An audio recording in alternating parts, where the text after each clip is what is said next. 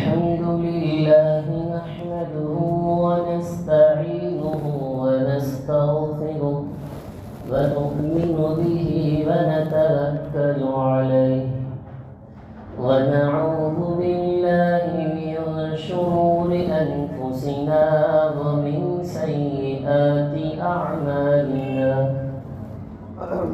من يهده الله فلا مضل له ومن يضلل فلا هادي له ونشهد أن لا إله إلا الله وحده لا شريك له ونشهد أن سيدنا ونبينا ومولانا محمدا عبده ورسوله أرسله بالحق بشيرا ونذيرا وداعيا إلى الله بإذنه وسراجا منيرا أعوذ بالله من الشيطان الرجيم بسم الله الرحمن الرحيم وذروا ظاهر الإثم وباطنه وقال تعالى يا أيها الذين آمنوا توبوا إلى الله توبة نصوحا وقال تعالى وتوبوا إلى الله جميعا أيها المؤمنون لعلكم تفلحون صدق الله العظيم اللهم صل على محمد في أفضل كلامنا اللهم صل على محمد في أوسط كلامنا اللهم صل على محمد في آخر كلامنا رب اشرح لي صدري ويسر لي أمري واحلل عقدة من لساني يفقهوا قولي تمام تعریفیں اللہ رب العزت کے لیے، وہی زمین و آسمان کا مالک ہے، وہی احد ہے، وہی تنہا ہے، زمین و آسمان کی ہر ذرات کا مالک ہے، ہم اسی سے ہی مدد حاصل کرتے ہیں، ہم اسی کی عبادت کرتے ہیں، وہی رب ذوالجلال ہے، وہی اس سرزمین، اس دنیا اور آخرت بلکہ ساری کائنات کا مالک ہے۔ درود و سلام نازل ہو تاجدار مدینہ احمد مجتبی محمد مصطفیٰ سرور کونین صلی اللہ علیہ وسلم کے ذات بابرکت کے لیے۔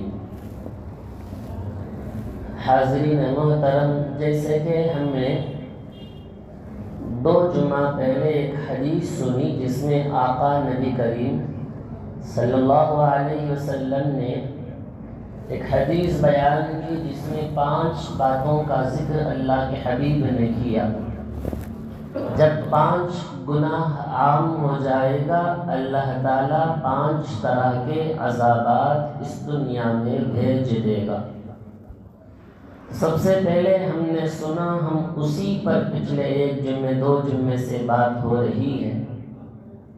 سب سے پہلے جب ہم نے سنا، جب اس دنیا کے اندر بے حیائی اور بے پردگی، جب گناہ عام ہو جائے گا تو اللہ رب العزت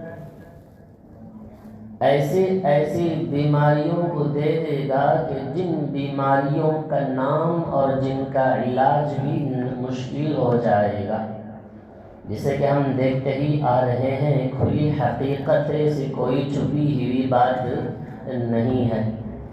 اور ہم نے پچھلے جمعہ میں بھی باتیں سنتے ہوئے سب سے آخری میں بات ختم کیا ہوں، اگر یہ حالات روزی میں برکت، رزق میں خیر و برکت، گھر میں سکون و عافیت، ملازمت میں برکت، اور زندگی میں خیر و عافیت والی اگر زندگی بسر کرنا ہو، میں بتلایا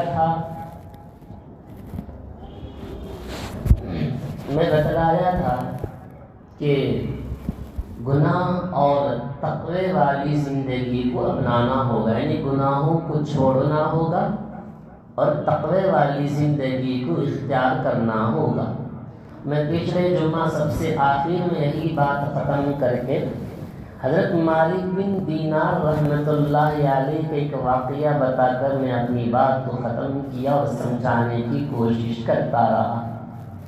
آج ہم سنیں گے جناب رسول اللہ صلی اللہ علیہ وسلم کے حدیث سے، اللہ کے حبیب کے صلی اللہ علیہ وسلم کے حدیث مبارکہ سے آج ہم سنیں گے کہ ہم دنیا میں رہ کر صبح سے لے کر شام تک والی زندگی میں گناہوں سے کیسے بچ سکیں۔ سب سے پہلی چیز دیکھیں کہ اللہ تبارک و تعالیٰ اس دنیا میں بسنے والے ہر انسان، اللہ تبارک و تعالیٰ نے اتنی نعمتوں سے انسان کو نوازا ہے، انسان کی پیدائش سے لے کر انسان کے موت تک اللہ تعالیٰ نے اتنی نعمتوں سے بندے کو نوازا ہے، مرتے دم تک اللہ تعالیٰ بندوں کو نعمتیں دیتا ہی رہتا ہے، نعمتوں کا سلسلہ چلتا ہی رہتا ہے، یہ نعمتیں کبھی ختم ہونے والی چیز ہے ہی نہیں۔ اللہ تعالیٰ نے اس ساری دنیا میں بسنے والے پوری کائنات کے اندر اللہ تعالیٰ نے اتنی نعمتیں نوازا ہے، اللہ تعالیٰ کے بندوں پر ہر لمحہ اللہ کا فضل اور اللہ کا انعام برابر چلتا ہی رہتا ہے۔ خدا نہ خواستہ اللہ تعالیٰ اپنا فضل اور اپنا کرم کا سلسلہ بند کر دے، اللہ تعالیٰ اپنی فضل اور اپنی کرم اور اپنی شفقت کا یہ سلسلہ، رحمتوں کا سلسلہ اور یہ برکتوں کا سلسلہ اللہ انسانوں کی زندگی سے اگر ختم کر دے تو انسان کی زندگی کا چراغ بجھ جائے گا، مگر اللہ تعالیٰ برابر بندوں کی نعمتوں کو نوازتا ہی رہتا ہے۔ اللہ تعالیٰ کی اتنی نعمتیں ہیں بندوں پر، کبھی انسان یہ سوچ بھی نہیں سکتا کہ اتنی نعمتیں اللہ تعالیٰ نے بندوں کو نوازا ہے۔ خود انسان کی زندگی سے دیکھتے رہیں کہ انسان اور انسان کے جسم کی اعضاء پر بھی غور کریں کہ کتنی نعمتیں ہیں اللہ تعالیٰ کی۔ انسان کے جسم کی اعضاء کو اٹھا لیں، جب انسان کی زندگی سے ایک نعمتیں اگر خدا نہ خواستہ چھین جائے، ختم ہو جائے، تو اسے اس کا احساس ہوتا ہے کہ ہاں میری زندگی سے کوئی نعمتیں چھین لی گئی ہے۔ آنکھ دیکھ لیں، اللہ کی نعمتیں ہیں، اگر خدا نہ خواستہ آنکھ سے دیکھنے کی قوت اگر ختم ہو جائے تو انسان کو احساس ہوتا ہے کہ کتنی بڑی اللہ کی نعمتیں ہیں۔ اگر زبان سے بولنے کی قوت اگر ختم ہو جائے، رک جائے، تو انسان کو اب یہ احساس ہوتا ہے ہاں اللہ تبارک و تعالیٰ کی بولنے کی بھی ایک بہت بڑی نعمت اللہ نے نوازا تھا۔ کان بھی اللہ کی نعمتیں، اگر سننے کی طاقت اللہ تعالیٰ اگر چھین لے، اب انسان کو احساس ہوگا کان بھی اللہ کی ایک نعمت ہے۔ اگر ہاتھ اور پیر یہ دونوں کام کرنا بند کر دے تو انسان اب سوچتا ہے ہاں اب زندگی سے کوئی نہ کوئی نعمتیں چھین لی گئی ہے۔ تو لہٰذا انسان کی جسم کے اندر اللہ نے جو اعضاء بنائے رکھا ہے، یہ اعضاء اللہ کا دینا، اس پر کام کرنا، یہ اللہ کی بنائی ہوئی نعمتیں ہیں۔ اسی لیے قرآن کہتا ہے کہ اللہ تبارک و تعالیٰ کی اتنی نعمتیں ہیں، اگر انسان اللہ کی نعمتوں کو بیٹھ کر اگر لکھنا بھی چاہے، گنتی بھی کرنا چاہے، شمار کرنا چاہے، انسان کے قبضے میں، انسان کے دماغ میں، انسان کی سوچ میں وہ چیزیں آ نہیں سکتی، کیونکہ اتنی بڑی نعمتیں اللہ نے عطا کی۔ اس لیے کہا گیا جب اللہ تعالیٰ نے اتنی نعمتیں عطا کیا ہے، بندوں کے لیے چاہیے کہ دن میں کبھی یہ 2-4 منٹ اللہ تبارک و تعالیٰ کی نعمتوں پر غور کر دیکھیں. جب اس کے بعد بندے کے اندر اللہ کی نعمتوں کو شکر ادا کرنے کی صفت پیدا ہو جائے. اللہ کہتا ہے کہ لَإِن شَكَرْتُمْ لَأَزِيدَنَّكُمْ. میرے بندے، میں نے تجھے اتنی نعمتیں دیا ہے، اگر تو میری نعمتوں پر غور کر کے مجھے شکریہ ادا کرے گا نا، میں تیری نعمتوں کو اتنا نوازوں گا، تیرے سوچ سے باہر ہو جاؤ گا، اتنی نعمتیں عطا کروں گا. وَلَئِن كَفَرْتُمْ إِنَّ عَذَابِي لَشَدِيدٌ. اگر تو میری نافرمانی کرے گا، میری نعمتوں کو ٹھکرائے گا، تو میں اتنے عذاب دوں گا کہ تو سوچنے سے باہر ہو جائے تو تیری زندگی تنگ ہو جائے گی. لہٰذا اللہ تعالیٰ نے زندگی ایک نعمت عطا فرمائی ہے. اب انسان اللہ تبارک و تعالیٰ نے جو نعمتیں نوازا ہے، جن نعمتوں کو اللہ نے دیا ہے، نعمتوں کو دینے والا اگر قادر ہے، وہی نعمتوں کو چھیننے پر بھی قادر رکھ سکتا ہے. اب انسان صبح سے لے کر شام تک غور کریں کہ میں خدا کی کتنی نافرمانیاں کرتا ہوں، میں خدا کی کتنی نافرمانیاں کرتا ہوں. صبح سے لے کر شام تک کی واجبات میری چھوٹ رہی ہیں، فرائض میرے چھوٹ رہے ہیں، میں خدا کی نافرمانی کرتا ہوں، میں میرے والدین کی میں نافرمانی کرتا ہوں، اتنے نافرمان بندہ ہوں. اگر اللہ چاہتا تو میرے کھانا چھین لیتا، میرے پینا چھین لیتا، میرے رہنا سہنا چھین لیتا، مگر خدا مہربان ہے. اللہ اکبر، کتنا غفور و رحیم ہے، کتنا رحم و کرم ہے. گناہ ہونے کے باوجود بھی، بدعمالیوں پر بدعمالی ہونے کے باوجود بھی اللہ تعالیٰ کھانا بھی دے رہا ہے، پینا بھی دے رہا ہے، رہنا بھی دے رہا ہے، تجارت بھی ہو رہی ہے، ملازمت بھی ہو رہا ہے، سب کچھ ہو رہے ہیں، مگر اللہ نوازتا ہی رہتا ہے. اللہ اس لیے نوازتا ہے، کبھی نہ کبھی بندہ لوٹ کر میرے پاس ضرور آئے گا، بھیک مانگے گا، توبے کی بھیک مانگے گا مجھ سے، میں ضرور اس سے معاف کروں گا. قرآن کہتا ہے قُلْ يَا عِبَادِيَ الَّذِينَ أَسْرَفُوا عَلَىٰ أَنفُسِهِمْ لَا تَقْنَطُوا مِن رَّحْمَةِ اللَّهِ. اللہ کہتا ہے کہ میرے بندے تو گناہ پر گناہ کرتے آ، بدعمالیوں پر بدعمالی کرتے جا، اپنے نفس پر تو کتنا بھی ظلم کر لے، اگر ایک مرتبہ تو میرے در پر آ کر رحمت کی بھیک مجھ سے مانگ لے، توبہ استغفار کی بھیک مجھ سے مانگ لینا، میں اتنا رحم اور کرم کرنے والا ہوں، تیرے گناہ کو فوری اسی لمحہ میں معاف کر دوں گا. میری صفت کو تجھے معلوم ہے میری صفت کیا ہے؟ فرماتا ہے کہ لا تقنطوا، تو میری رحمت سے مایوس مت ہونا، میری رحمت اتنا کشادہ ہے. اللہ فرماتا ہے میری صفت کیا ہے معلوم ہے؟ یغفر الذنوب جميعا، میں گناہوں کو معاف کرتا ہوں. ساتھ ہی ساتھ میری اور صفت معلوم ہے تجھے، انہ هو الغفور الرحیم، میں غفار بھی ہوں، میں رحمان بھی ہوں. میرے رحمان جیسی صفت دنیا میں آج تک کسی کو میں عطا نہیں کیا ہوں، اتنا رحم و کرم کا بندہ ہوں میں. حدیث قدسی اللہ تبارک و تعالیٰ فرماتے ہیں اے انسان، تو مجھے کیا سمجھتا ہے؟ میرے معاف کرنے کا انداز تجھے معلوم ہے؟ اللہ کہتا ہے کہ میرے معاف کرنے کا انداز تجھے معلوم ہے؟ زمین و آسمان کے درمیان میں جتنے بھی خالی جگہ ہے نا، ان خالی جگہ پر بھی تو گناہ کے بوجھ کو بھر دے، اس کے باوجود تو مجھ سے لوٹ کر آنا، میں تیرے جتنے بھی گناہ سب معاف کر کے نیکیوں میں شمار کر دوں گا. اس کا بدلہ میں تجھے کیا دوں گا معلوم ہے؟ اس کا بدلہ میں تجھے جنت دوں گا. جنت میں تجھے کیا دوں گا معلوم ہے؟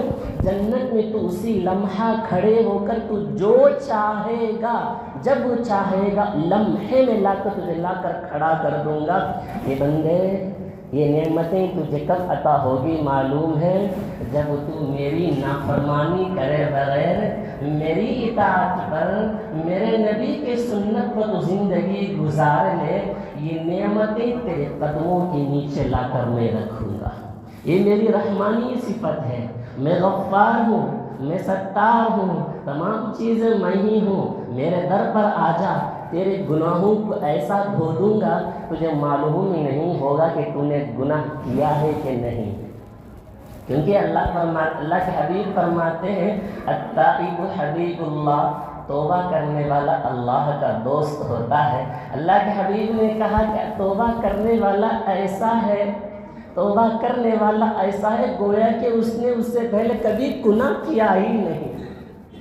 حاضرین ذرا غور کرنا، آج کے اس پرفتن دور میں نگاہ اٹھائیں تو گناہ، زبان کھولے تو گناہ، زمانہ جتنی ترقی کرتی گئی، ترقی یافتہ دور میں گناہوں کے انبار ہیں، یہ کھلی حقیقت ہے، اس کا کوئی انکار نہیں کر سکتا۔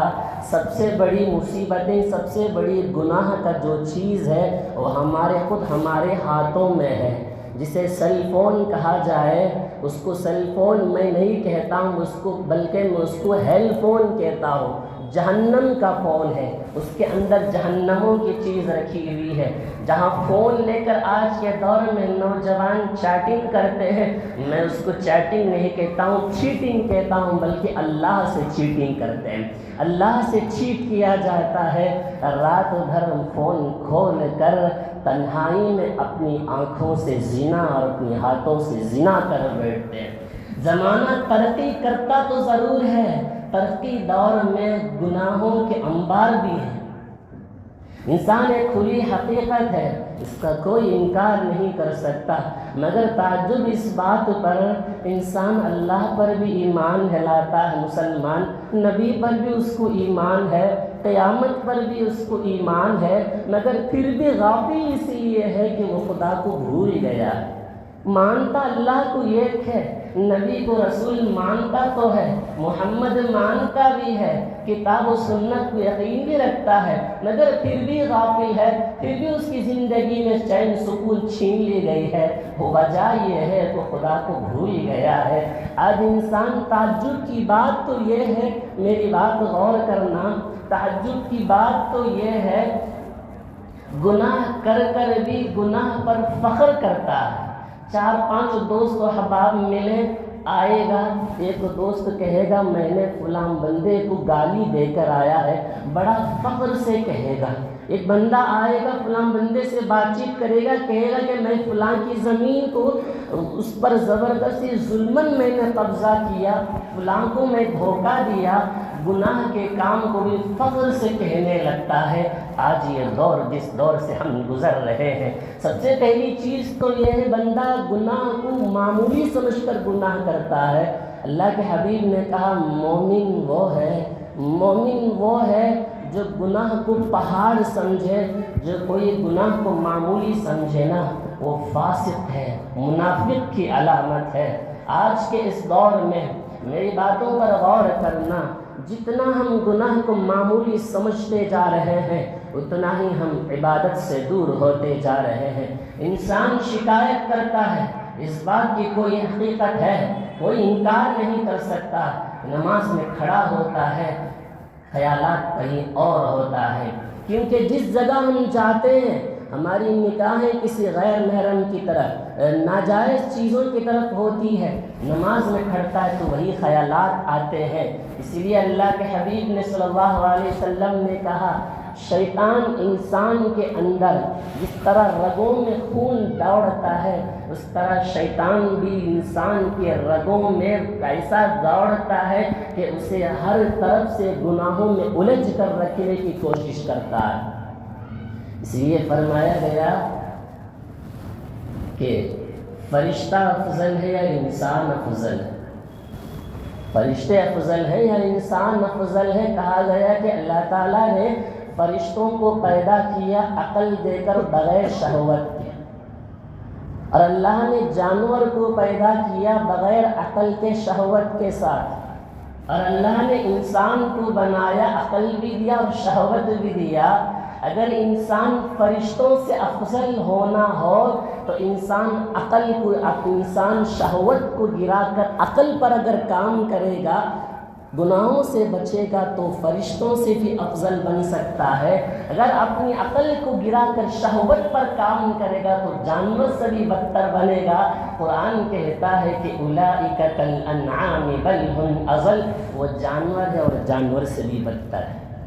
قرآن اتنا سخت الفاظ استعمال کیا، اس لیے آقا نبی کریم صلی اللہ علیہ وسلم نے کہا میں 5 چیزیں بتاتا ہوں، ہے کوئی 5 چیزیں سن کر اپنی زندگی میں اپنائے اور دوسروں کو بتائے۔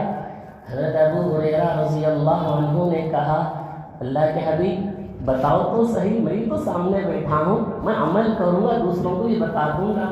اللہ کے حبیب نے کہا کہ سن ابو ہریرہ، حرام چیزوں سے بچ جا تو لوگوں میں سب سے بڑا عبادت گزار بن جائے گا۔ اللہ کے حبیب نے کہا کہ تو حرام چیزوں سے بچ جانا تو لوگوں میں سب سے بڑا عبادت گزار بن جائے گا، اس لیے کہ جب انسان حرام کماتا ہے اور حرام ہی سے کھاتا ہے، حرام ہی سے اس کے پیٹ میں جاتا ہے اور وہیں سے لقمہ بنتا ہے، وہیں سے اس کے گوشت اور رگوں میں خون دوڑتا ہے، جب حرام اندر جائے گا تو اخلاق بھی برے بنیں گے۔ اسی لیے قرآن کہتا ہے کہ کلوا من الطیبات، اے بندو پاک چیزیں کھا لو اور عمل صالح کر لو۔ اگر حلال جائے گا نیکی کی طرف توجہ جائے گی، تو لہٰذا عبادت میں شوق پیدا کرنے کے لیے مستجاب الدعوات، دعائیں فوراً قبول ہونے کے لیے حرام چیزوں سے بچ جانا۔ دوسری اللہ کے حبیب نے کہا تو اپنے پڑوسی کے ساتھ حسن سلوک کرنا تو سب سے بڑا مومن بن جائے گا۔ اپنے پڑوسی کے ساتھ حسن سلوک کرنا، صحابہ کہتے ہیں اللہ کے حبیب صلی اللہ علیہ وسلم نے پڑوسیوں کے تعلق سے اتنا فرمایا کہ ہم لوگ سوچنے میں لگ گئے تھے کہ اللہ کے حبیب پڑوسیوں کو بھی اپنی وراثت میں شامل کر لیتے، اتنی تک اللہ کے حبیب صلی اللہ علیہ وسلم نے ترغیب دلائی۔ تیسری اللہ کے حبیب صلی اللہ علیہ وسلم نے کہا اپنے لیے جو چیز پسند کرتے ہو وہی چیز اپنے بھائی کے لیے بھی پسند کرنا تو تم سب سے زیادہ مسلمان بن جاؤ گے۔ چوتھی اللہ کے حبیب صلی اللہ علیہ وسلم نے کہا زیادہ مت ہنسنا، اس لیے کہ زیادہ ہنسنا دل کو مردہ کر دیتا ہے۔ انسان کے آج دوستو احباب میں یہ بات چل رہی ہے، مجمع میں کوئی کچھ بات نہیں ہوگا ہنسنے کی بات، کسی کے نام کو لا کر رکھ کر مجلس میں ہنسانے کے لیے اس کے تعلق سے جھوٹی باتیں بول کر مجلس میں ہنسانے کی کوشش کرتے ہیں۔ اللہ کے حبیب نے کہا کہ زیادہ مت ہنسنا، اس لیے کہ تیرا زیادہ ہنسنا دل کو مردہ کر دیتا ہے۔ حاضرین ذرا غور کرنا، انسان گناہ کرتا کیوں ہے؟ 4 وجہ ہوتے ہیں اس کے گناہ کرنے کی، یہ 4 وجہ ہی سے وہ گناہ کرتا ہے۔ سب سے پہلی وجہ یہ ہے کہ جب انسان گناہ کرتا ہے نا، یہ سوچتا ہے کہ میں جب گناہ کیا ہوں مجھے کوئی دیکھے نہیں، میں جب گناہ کر دیا ہوں مجھے کوئی دیکھے نہیں۔ اللہ کہتا ہے کہ میرے بندے جب یہ بات کسی انسان کے دل میں پیدا ہو جائے کہ جب میں گناہ کیا ہوں میرے گناہ کو کوئی بھی دیکھے نہیں ہے تو وہ گناہ کرنے میں شرمائے گا بھی نہیں۔ قرآن کہتا ہے ان ربک لبالمرصاد، اللہ کہتا ہے اے میرے بندے تو یہ مت سوچنا کہ تجھے کوئی دیکھے نہیں، اللہ تبارک و تعالیٰ تیرے رب تجھ پر ہمیشہ نگران ہے، تجھے دیکھتا ہی رہتا ہے۔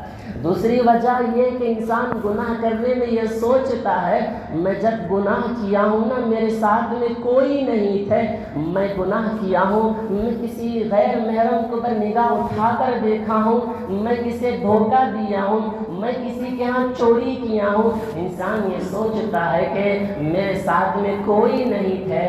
اللہ کہتا ہے کہ میرے بندے یہ مت سوچنا کہ تیرے ساتھ کوئی نہیں تھے، وَهُوَ مَعَكُمْ أَيْنَمَا كُنْتُمْ، اللہ کہتا ہے اے بندے ہم تیرے ساتھ ہیں جہاں کہیں تو ہے، جہاں کہیں تو ہے میں تیرے ساتھ موجود ہوں۔ تیسری وجہ انسان کو یہ ہے، انسان یہ سوچتا ہے جب میں گناہ کرتا ہوں مجھے کوئی دیکھا نہیں اور کسی کو معلوم ہی نہیں ہوا میں جب گناہ کیا ہوں، تنہائی میں گناہ کرتا ہے، بند کمرے میں بیٹھ کر فون کے ذریعے سے بدنگاہی کرتا ہے، فون کے ذریعے سے آنکھوں سے زنا کرتا ہے، کسی کے تنہائی میں فون اٹھا کر غلط باتیں بیان کرنا وہ سنتا ہے۔ اللہ کہتا ہے اے میرا بندے یہ مت سوچنا کہ تجھے کوئی دیکھے نہیں، اللہ کہتا ہے کہ تیرے بارے میں کوئی معلوم نہیں۔ اللہ کہتا ہے یعلم خائنۃ الاعین وما تخفی الصدور، اللہ کہتا ہے اے میرے بندے تیرے دل کی خیانتیں، تیرے دل میں پیدا ہونے والی باتیں بھی میں جانتا ہوں۔ تیسری چوتھی وجہ انسان گناہ کرنے کا یہ ہے، گناہ کرنے پر فخر کرتا ہے، غرور اور تکبر اور گھمنڈ میں آ جاتا ہے، یہ سوچتا ہے ماں باپ تو بڑھاپے میں آ گئے ہیں، ان کی باتیں مانے نہ مانے ہمیں اس سے کوئی فرق نہیں پڑتا، اگر ماں ہے تو باپ کا انتقال ہو جائے۔ گناہ کرنے پر اکڑ پیدا کر لیتا ہے، فخر محسوس کرتا ہے، کھلے عام گالی دیتا ہے، یہ سوچتا ہے گلی میں کھڑے ہو کر مجھے کوئی بگاڑ نہیں سکتا، کھلے عام تجارت کرنے والا دھوکہ دیتا، یہ سوچتا ہے کہ مجھے کوئی بگاڑنے والا نہیں۔ اللہ کہتا ہے اے میرے بندے یہ سوچ تیری دماغ سے نکال دے، اس لیے کہ اللہ تبارک و تعالیٰ تیری بگاڑ کو، تیرے سوچ کو کھوکھلا کر رکھ دے گا۔ ان اخذہ علیم شدید، جب اللہ تعالیٰ کا پکڑ آئے گا نا بڑا سخت پکڑ آ کر رہے گا۔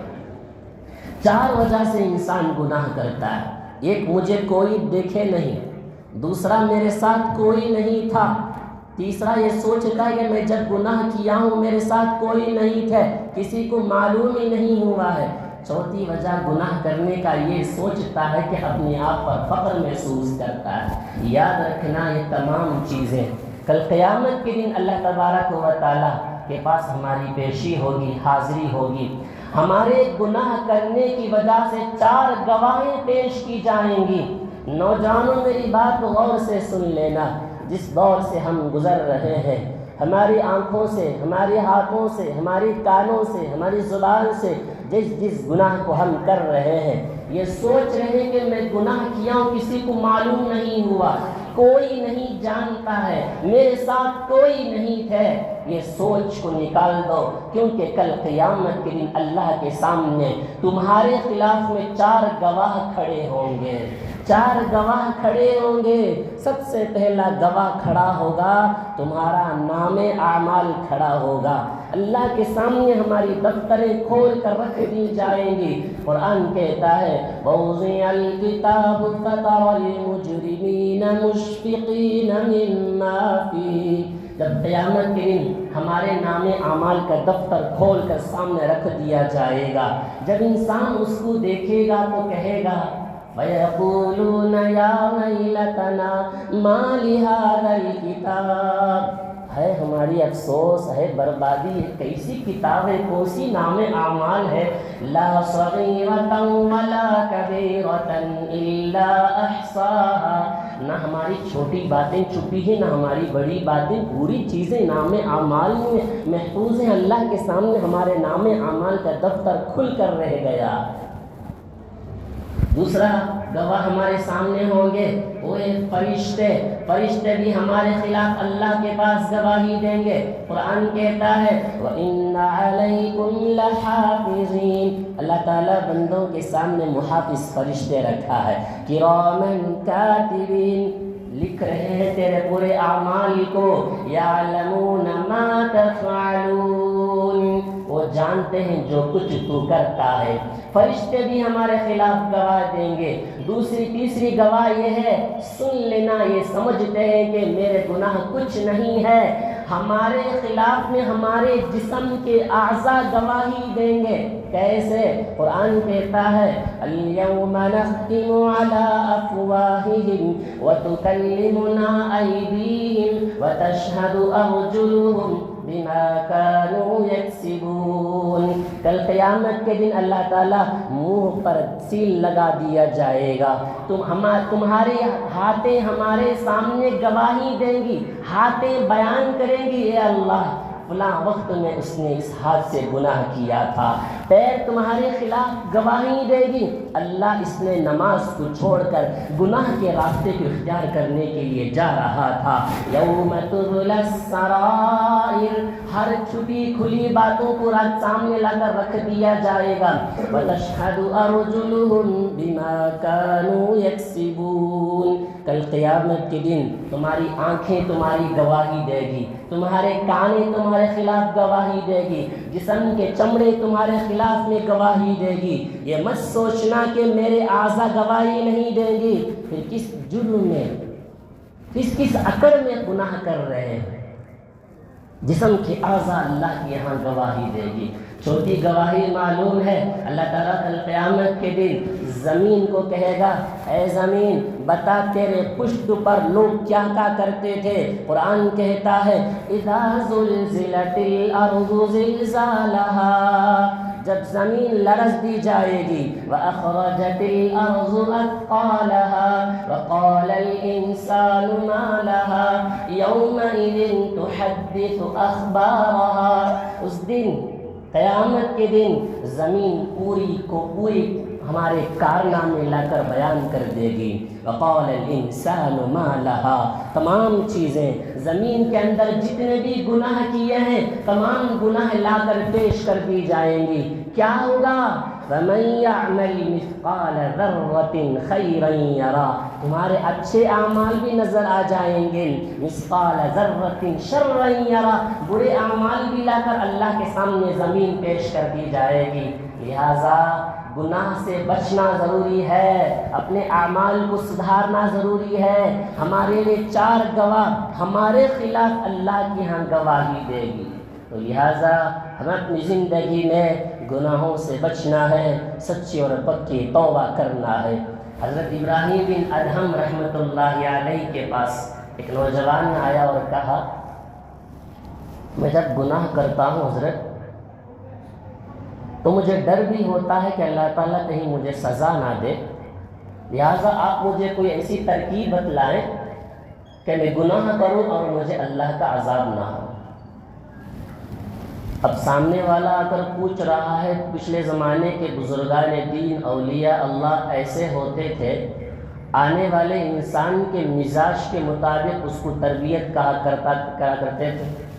جیسے کہ ڈاکٹر انسان کے مریض کے مطابق دوائیاں تجویز کرتا ہے۔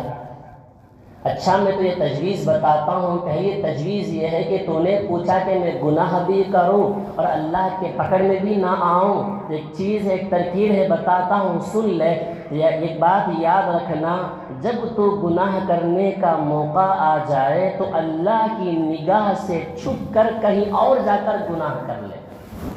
اس نے کہا کہ حضرت جہاں کہیں بھی چلا جاؤں، چاہے بند کمرے میں چلا جاؤں، چاہے میدان میں چلا جاؤں، رات کے اندھیری میں اندر بھی چلا جاؤں، اللہ تعالیٰ ہر جگہ موجود ہے، میں گناہ کیسے کروں گا؟ یہ تو میرے لیے ناممکن ہے۔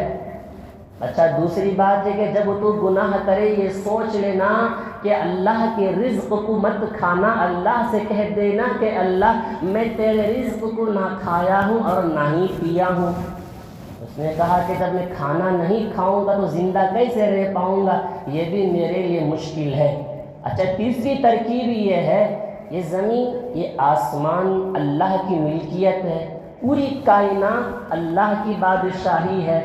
بادشاہی کے زمانے میں رہ کر یہ ملک یہ سلطنت کسی بادشاہ میں رہتا ہے، اگر یہاں کوئی جرم ہو جائے تو بادشاہ اس کو بلا کر سزا دیتا ہے، تو لہٰذا یہ کام کر اللہ کی اس ملکیت کو چھوڑ کر، بادشاہ کی اس سرزمین کو چھوڑ کر، اس شہر کو چھوڑ کر کہیں اور زمین میں جا کر گناہ کر لے۔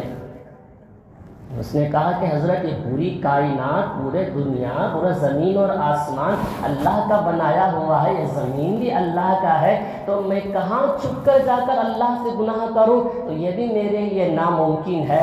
تو حضرت نے تیسرا کہا، اچھا جب تو گناہ کرنا ہی چاہتا ہے، ایک بات یاد رکھ لے، جب تجھے ملک الموت روح قبض کرنے کے لیے آ جائے تو ملک الموت سے کہہ دینا کہ تھوڑی دیر انتظار کر لو، میں توبہ کر لوں گا اور اس کے بعد میرا روح قبض کر لے کر چلا جانا۔ اس نے کہا کہ حضرت جب موت کے فرشتے آئیں گے میرا روح قبض کر کر لے کر ہی جائیں گے، نہ موت ایک لمحہ مجھے موقع دے گی، ایک لمحہ آگے مجھے چھٹکارا ملے گا، یہاں انتظار کا کوئی وقت ہی نہیں، تو یہ بھی میرے لیے ناممکن ہے۔ اچھا جب تجھے قبر میں دفن کرنے کا موقع آئے گا اس وقت میں تجھے منکر نکیر سوال کرنے کے لیے فرشتے آئیں گے، فرشتوں سے کہہ دینا نو ایڈمیشن وداؤٹ پرمیشن، کہہ دو کہ اب آنے کی اجازت نہیں، اب میرے پاس سوال کرنے کے آنا نہیں ہے۔ اس نے کہا کہ فرشتے آ کر ہی رہیں گے قبر میں، فرشتوں کو روکنے کی طاقت میرے اندر کہاں ہے، تو یہ بھی میرے لیے ناممکن ہے۔ چھٹی چیز فرمایا اچھا کل قیامت کے دن تیرے اعمال نامے پیش کیے جائیں گے، تیرے اندر کی برائیاں نکل کر آئیں گی، اللہ تعالیٰ فرشتوں کو بلائے گا کہ اس کو لے جا کر جہنم میں پھینک آنا، تو اس وقت میں تو ضد کر کے کھڑا ہو جا کہ میں جہنم میں نہیں جاؤں گا۔ تو اس نے کہا کہ اللہ کے سامنے یہ کہنے کی مجھے مجال نہیں ہے، یہ میری حیثیت نہیں کہ میں اللہ کے سامنے کھڑے ہو کر یہ بات کہہ سکوں، تو لہٰذا میں یہ بات نہیں کر سکتا۔ حضرت نے سوچا کہ اب توا گرم ہے، اب اس کو سمجھا سکتے ہیں۔ حضرت نے کہا اچھا اب تو اللہ کے سامنے کھڑے ہونے کی طاقت نہیں ہے، تو کس اعتبار سے، کس فخر سے، کس تکبر، کس گھمنڈ سے تو دنیا میں رہ کر اللہ کی نافرمانی کرتا ہے؟ جب اللہ کے سامنے بچ نہیں سکتا، اللہ کے سامنے کھڑے ہونے کی طاقت نہیں ہے، اللہ کے عذاب سے بچنے کی تیرے اندر ہمت نہیں ہے، تو کس اعتبار سے، فخر سے، تکبر سے تو گناہ کرنے میں آگے بڑھتا ہے؟ تو اسی وقت میں وہ نوجوان توبہ میں لگ گیا۔ ایک بات یاد رکھنا حاضرین، جب انسان گناہ کرتا ہے تو اس کے جسم کے اعضاء سے اندرونی اعتبار سے بدبو آنا شروع ہو جاتی ہے، بدن ناپاک اور نجاست ہو جاتا ہے۔ جب انسان کسی کو جھوٹ بولتا ہے تو اس کی زبان سے باطنی اعتبار سے منہ میں بدبو آنے لگتی ہے، آنے والے رحمت کے فرشتے ایک میل دور جا کر کھڑے ہو جاتے ہیں۔ جب انسان گناہ پر گناہ کرتا جاتا ہے، جب اس کو روح قبض کرنے کا وقت آئے گا، فرشتے سب سے پہلے آ کر اس کے جسم کو سونگھ کر دیکھیں گے، جیسا کہ کوئی آدمی کھانے کو سونگھ کر دیکھتا ہے کہ خراب ہے یا اچھا ہے۔ اگر انسان کو سونگھ کر دیکھیں گے فرشتے، اگر اس کے جسم سے بدبو نہیں آتی ہے تو اسے جنت کا راستہ دکھلا دیا جائے گا، اگر اس کے جسم سے جہنم میں بدبو آئے گی اس کو لے جا کر جہنم میں ڈال دیا جائے گا۔ اسی کے برعکس دیکھ لیں، جب انسان نیکی کرتا ہے تو اس کے جسم سے اللہ تبارک و تعالی خوشبوئیں ڈالنا شروع کر دیتا ہے۔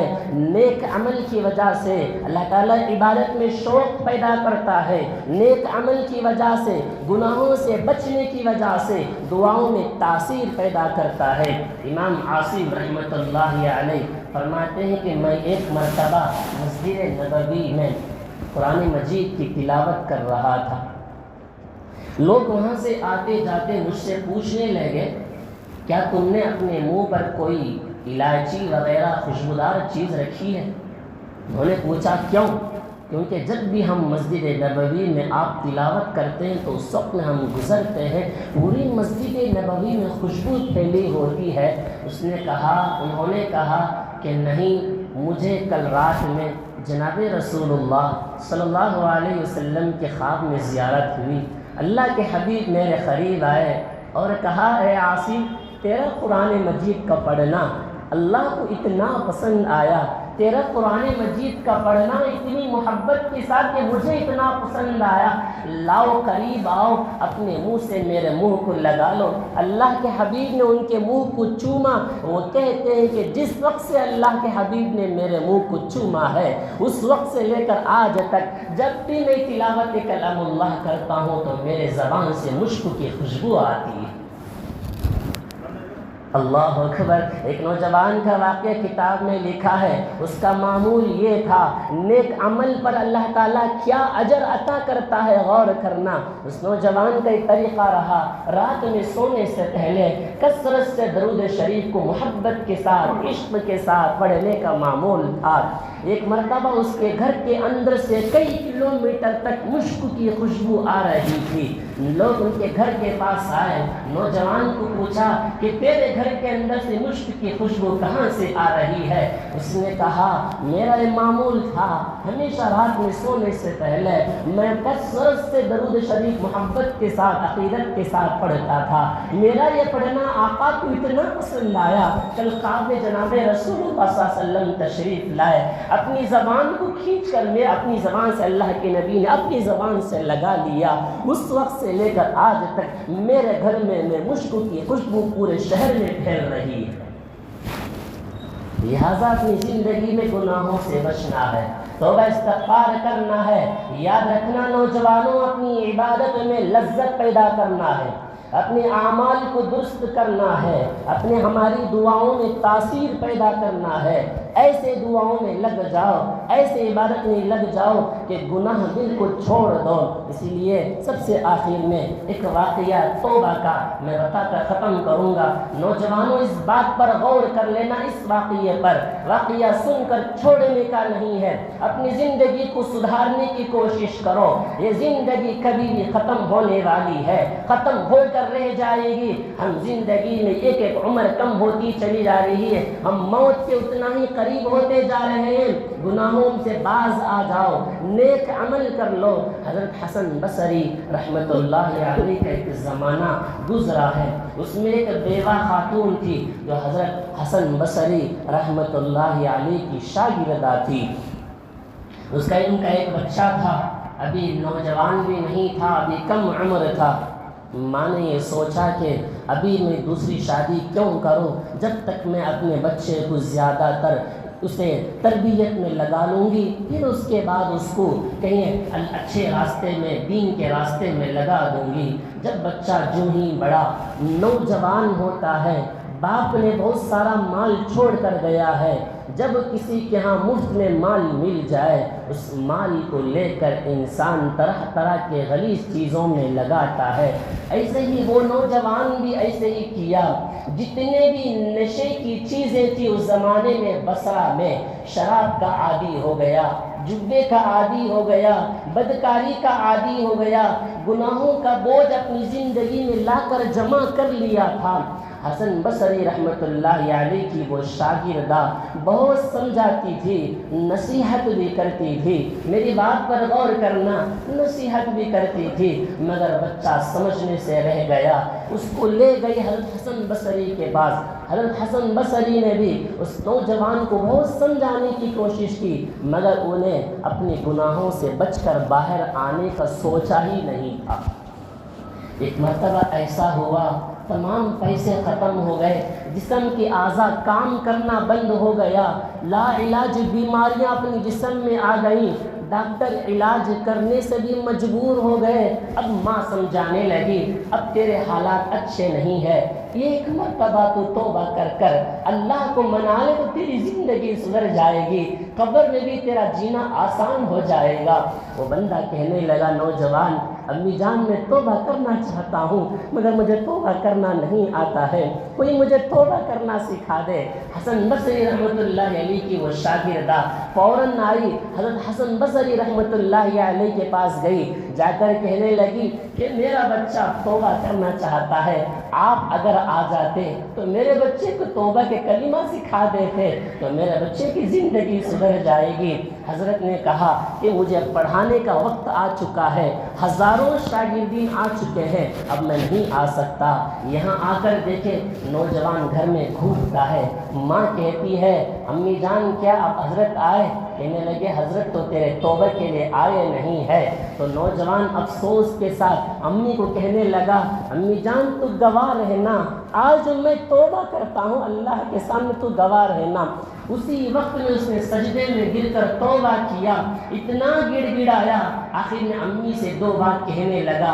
غور کرنا نوجوانوں، گناہ پر جتنا ہمیں اکڑ ہے اس نوجوان کے دو جملے پر غور کرنا۔ یہ کہتا ہے امی جان جب میں مر جاؤں گا نا تیرے جسم کے اندر تیرے گلے کے اوپر جو تیری اوڑھنی ہے اس کو نکال کر میرے گلے میں ڈال کر پھانسی کی طرح اس سرزمین میں پوری گلی میں مجھے کھینچ کر لے کر جانا. لوگ مجھے دیکھیں گے تو کہیں گے تو کہہ دینا. امی پوچھی بچہ کیا کہوں؟ بتانا امی جان تو مجھے کھینچ کر لے کر جا. لوگوں کو معلوم ہو جائے خدا کا نافرمان اور والدین کا نافرمان کا انجام یہی ہوتا ہے. مجھے اسی طرح کھینچ کر پورے شہر میں لے کر جانا. دوسری بات وہ نوجوان کہتا ہے امی جان جب میں مر جاؤں مجھے عام مسلمانوں کے قبرستان میں دفن نہ کرنا.